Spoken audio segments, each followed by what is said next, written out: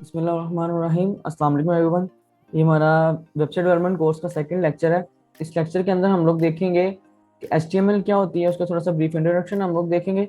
उसके बाद हम लोग एक फाइल क्रिएट करेंगे HTML की, और उसके अंदर कुछ कंटेंट लिख के हम लोग उसको ब्राउजर के ऊपर शो करवाएंगे as a web page. Next हम लोग कुछ HTML के टैग्स देखेंगे। वो टैग्स बनता कैसे है, टैग्स होता है क्या है, सारी डिटेल हम देखेंगे। और एंड में हम लोग कुछ एलिमेंट्स का जिक्र करेंगे कि HTML का एलिमेंट होते क्या हैं। पहले हम लोग HTML के टैग देख लेते हैं, HTML देख लेते हैं कि HTML होती क्या है। HTML एक हाइपर टेक्स्ट मार्कअप लैंग्वेज है। दो तरह की लैंग्वेज हम लोग यूज करते हैं। एक मार्कअप लैंग्वेज होती है और एक प्रोग्रामिंग लैंग्वेज होती है। कुछ लोग HTML को प्रोग्रामिंग लैंग्वेज बोलते हैं, तो ये गलत है। HTML प्रोग्रामिंग लैंग्वेज नहीं है, HTML एक मार्कअप लैंग्वेज है। थोड़ा सा डिफरेंस देख लेते हैं। मार्कअप लैंग्वेज वो लैंग्वेज होती है जिसको यूज करके हम लोग कोई ना कोई डिजाइन बना सकते हैं।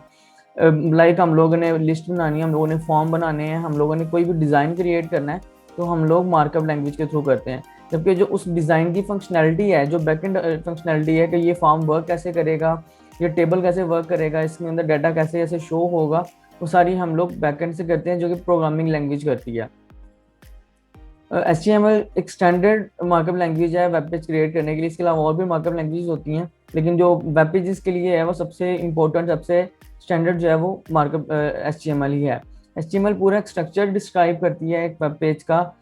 HTML ढांचा सिंपल हम लोग कह सकते हैं, किसी भी पेज एक वेबसाइट का ढांचा होती है। जब तक ये ढांचा नहीं होगा, जब तक HTML नहीं होगी, हमारा वेब पेज है, जो वेबसाइट है हमारी, वो एग्जिस्ट नहीं कर सकती।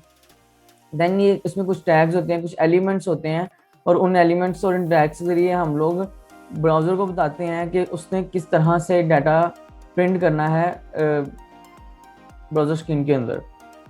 ओके, HTML टैग्स देख लेते हैं। HTML टैग्स कुछ कीवर्ड्स होते हैं जो कि एक ब्राउज़र के अंदर एक जो डाटा हमारा शो हो रहा है उसको एक फॉर्मेट के अंदर दिखाते हैं, ख़ास तरतीब के अंदर शो करवाते हैं। और जो ये टैग्स ही होते हैं जो कि एक फाइल को बताते हैं कि ये HTML की फाइल है या एक सिंपल फाइल है। इन दोनों के दरमियान जो डिफरेंस होता है वो इन टैग्स की वजह से ही होता है। जैसे मैंने एक एग्जांपल भी दिया है, इसमें आप लोग देख सकते हैं कि एक स्टार्टिंग टैग है, दो ब्रैकेट्स हैं, उसके अंदर कोई ना कोई हम लोग टैग लिखेंगे। डिफरेंट टैग्स होते हैं, HTML टैग होता है, बॉडी टैग होता है, H1 टैग होता है, इमेज टैग होता है, डिफरेंट टैग्स होते हैं, बहुत से टैग्स हैं। और ये हम लोग इस कोर्स के अंदर सारे टैग्स को कवर नहीं कर सकते, लेकिन जैसे जैसे हमें जरूरत पड़ती जाएगी हम लोग वो टैग्स उन टैग्स का जिक्र करते जाएंगे। सबसे पहले हम लोग टैग ओपन करते हैं, ब्रैकेट्स के अंदर टैग टैग का नाम लिखते हैं। उसके अलावा हम लोगों ने जो कंटेंट लिखना होता है उस टैग के अंदर, वो कंटेंट लिखते हैं, और एंड में हम लोग उस टैग को बंद कर देते हैं। जब तक हम लोग उस टैग को बंद नहीं करेंगे तब तक हमारा वो टैग वर्क नहीं करेगा। एलिमेंट का जिक्र कर लें इसी के साथ ही। किसी भी टैग के ओपनिंग और क्लोजिंग की जो एक लाइन है जिसमें टैग ओपन हो रहा है, उसके अंदर एक कंटेंट है, और देन उस टैग को हम लोग क्लोज कर रहे हैं, ये पूरी लाइन एक एलिमेंट भी कहलाती है। तो हम लोग अभी एक वेब पेज बनाते हैं सिंपल सा, और देखते हैं कि उसमें डाटा हम लोग कैसे शो करवा सकते हैं। तो आप लोगों ने नोट पैड यूज़ करना है। इनिशियली तौर पर हर लैपटॉप के अंदर, हर कंप्यूटर के अंदर ही बाई डिफ़ॉल्ट मौजूद होता है। इसके अलावा भी बहुत से टेक्स्ट एडिटर है, लेकिन सबसे सिंपल सबसे बेसिक जो है वो नोट पैड है। हम लोग कोई भी यूज़ कर सकते हैं, ब्रैकेट्स हैं, सबलाइन टेक्स्ट है, विजुअल स्टूडियो कोड है, कुछ भी आप लोग यूज़ कर सकते हैं। तो सबसे पहले हम लोग जो टैग जो लिखेंगे, लाइन लिखेंगे, वो होती है डॉक टाइप HTML। ओके, इस लाइन के बारे में ज़्यादा कुछ जानने की ज़रूरत नहीं है, बस इतना याद रखें कि जो ये वाली लाइन होती है, ये ब्राउज़र को बताती है कि जो फाइल अभी इस टाइम ब्राउज़र के अंदर ओपन है वो एक HTML की फाइल है। इस लाइन के बारे में ज़्यादा कुछ और डेफिनेशन है, बस इतना ये डिक्लेयर करती है कि जो फाइल अभी ओपन है वो एक HTML की फाइल है। नेक्स्ट लाइन में हम लोग जो हमारा पहला टैग है वो है HTML का टैग। ये टैग HTML टैग किसी भी वेब पेज का रूट होता है, जड़ होती है। जब तक ये टैग नहीं होगा, इस पेज के अंदर हम लोगों ने जो कुछ लिखा होगा वो वेब पेज पे, वेबसाइट पे, क्रोम पे हमें शो नहीं होगा। तो सबसे जो मेन टैग, जो सबसे कह लें कि रूट है, जड़ है किसी भी वेब पेज की, वो HTML टैग है। जैसे मैंने अभी बताया कि HTML जो भी टैग हम लोगों ने ओपन करना है उस टैग को क्लोज भी करेंगे। तो अभी मैंने HTML का टैग ओपन किया है, तो HTML का टैग मैंने उसी टाइम क्लोज भी कर दिया है। जो कुछ भी हम लोगों ने वेबसाइट के अंदर लिखना है वो HTML के टैग के अंदर लिखना है। ओके, नेक्स्ट टैग हमारा होता है HTML के फौरन बाद टैग आता है वो होता है head tag. Okay, head tag as आप लोग इसमें समझ लेंगे किसी भी पेज का जो सर होता है, जो हेड है, वो इस टैग में हम लोग लिखते हैं। जितनी भी फाइल्स हम लोगों ने अटैच करवानी है, जितना भी हम लोगों ने टाइटल हम लोगों ने ऐड करवाना है, जो कुछ भी करना है वो हेड टैग के अंदर करवाना है। अगर हमारे पेज के अंदर हेड टैग नहीं होगा तो हमारे जितना भी काम किया होगा वो बेकार है। तो सबसे इम्पोर्टेंट टैग HTML के बाद वो हेड टैग है। ओके, हम लोगों ने हेड टैग बनाया तो हम लोग इसको क्लोज भी करेंगे। इसके अंदर एक और टाइटल हम लोग यूज करते हैं, टैग यूज करते हैं, टाइटल टैग। टाइटल टैग क्या होता है? टाइटल टैग अगर आप लोग ब्राउजर में देखें तो सबसे ऊपर आप लोगों को एक लाइन नजर आ रही होती है जिसमें किसी वेबसाइट का नाम या लोगो वगैरह बना होता है। ये हम लोग प्रैक्टिकली देखते हैं, ये उस टाइटल टैग में हम लोग डिस्क्राइब जो है ना वो लिखते हैं। जैसे मैं लिख देता हूँ यहाँ पे वेब डेवलपमेंट क्लास। हम सेव करते हैं। सेव करने के लिए सिंपल आपने सेव पे क्लिक करना है, इसको नाम देना है। मैं इसको क्लास 2 का नाम दे के, अपना नाम दे के उसके बाद डॉट लगा के इसकी फॉर्मेट लिखना है .html। जब तक आप लोग ये .html नहीं लिखेंगे फाइल के नेम के साथ, तब तक हमारी फाइल क्रोम पे शो नहीं होगी। तो मैं इसको सेव कर रहा हूँ। हम लोग डेस्कटॉप पे चलते हैं तो ये हमारी क्लास 2 के नाम से फाइल सेव हो गई है, उस पर क्रोम का आइकन बना आ गया। अगर इस पर आप लोग मैंने होवर किया तो आप लोग टूल टिप में देखें, टाइप क्रोम HTML डॉक्यूमेंट। मैं इसको ओपन करता हूँ तो ये क्रोम के अंदर ओपन होगी। और अगर आप लोग देखें जहाँ पे मेरा माउस है तो यहाँ पे लिखा आ गया वेब डेवलपमेंट क्लास, जो कि मैंने एक टाइटल के अंदर लिखा था। तो जो हमारा टाइटल होता है वो सबसे ऊपर वाली टाइटल बार के अंदर हमें शो होता है। Okay, sorry, okay. Then head title head tag के बाद हम लोग जो टैग यूज़ करते हैं वो बॉडी टैग होता है। बॉडी टैग किसी भी वेब पेज की बॉडी को डिस्क्राइब करता है, यानी कि हम लोगों ने एक वेब पेज के अंदर जो कुछ भी लिखा है वो हम लोग इस बॉडी के अंदर लिखेंगे। हम लोगों ने इमेजेस ऐड करनी है, हम लोगों ने कुछ वीडियोस ऐड करनी है, कोई हेडिंग लिखनी है, कोई पैराग्राफ लिखना है, कुछ भी हम लोगों ने लिखना है वो हम लोग इस टैग के अंदर लिखेंगे। ओके, एक सिंपल सा वेब पेज क्रिएट करते हैं।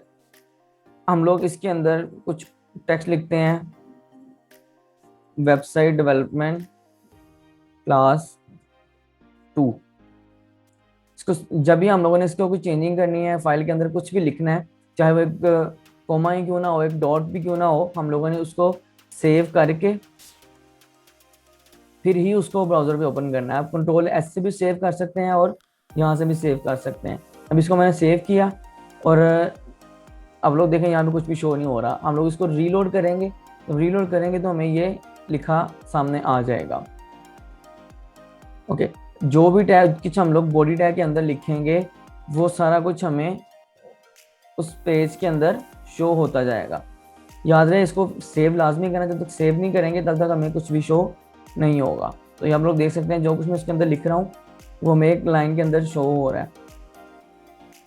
ओके, यहाँ पे हम लोग कुछ बेसिक टैग्स का जिक्र करते हैं। सबसे पहले हम लोग एक हेडिंग बनाते हैं। उसके लिए हम लोग टैग यूज करेंगे H1 का टैग। टैग को क्लोज करते हैं। ओके, ये जो टैग होता है ये हम लोग यूज करते हैं किसी भी हेडिंग के लिए। लाइक मैं यहाँ पे लिखता हूँ this is my first web page. तो सेव किया Ctrl+S से। जहाँ पे हम लोग लोड करते हैं तो ये हमारा थोड़ा सा बोल्ड लेटर्स में बड़े लफ्ज़ों में लिखा आ गया, this is my first web page. 6 तरह के हेडिंग टैग्स होते हैं, इनको बोलते हैं हेडिंग टैग्स। H1 से लेके H6 तक, और डिफरेंट टैग H1 से लेके H1 से H6 तक डिफरेंट टैग्स की डिफरेंट जो फॉन्ट साइज और डिफरेंट जो स्टाइल होता है। लाइक अगर मैं यहाँ पे लिखूँ, सबसे बड़ा जो हमारा टैग होता है वो H1 होता है, उसको मैं कॉपी कर लेता हूँ। देन मैं लिखता हूँ H2, और इसी तरह मैं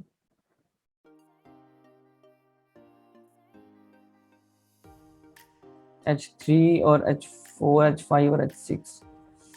हम लोग यहाँ पे H3 लिखते हैं, H4, H5, H6।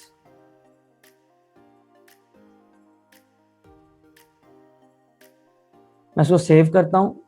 आप लोग देखें कि यहाँ पे सेम लाइन डिफरेंट डिजाइन के अंदर हमें शो हो रही है। किसी भी पेज के अंदर जो वेब पेज हमारा स्टार्ट होता है उसमें एक H1 होना लाजमी है।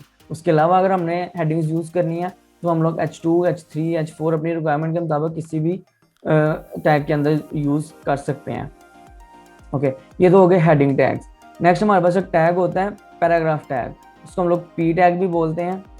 इस टैग के अंदर हमने कुछ भी जो अपना पैराग्राफ है वो लिखना होता है।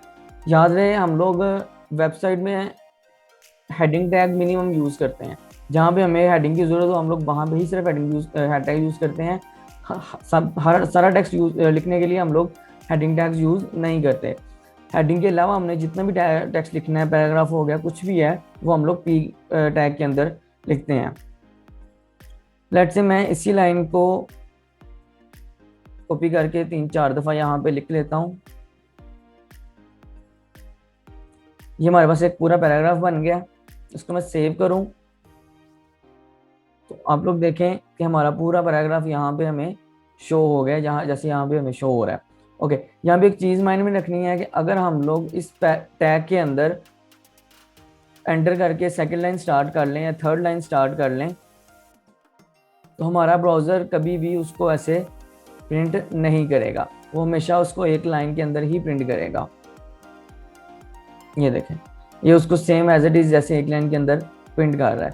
तो इस लाइन को ब्रेक करने के लिए हम लोग एक टैग यूज़ करते हैं, इसको बोलते हैं BR टैग।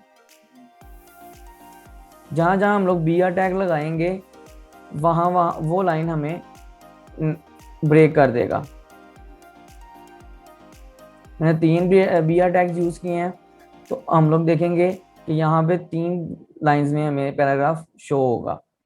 3 BR यूज़ किए, एक BR या एक लाइन ये शो हो रही है, एक लाइन ये शो हो रही है, एक ये शो हो रही है और एक यहाँ से लेके ये लाइन शो हो रही है।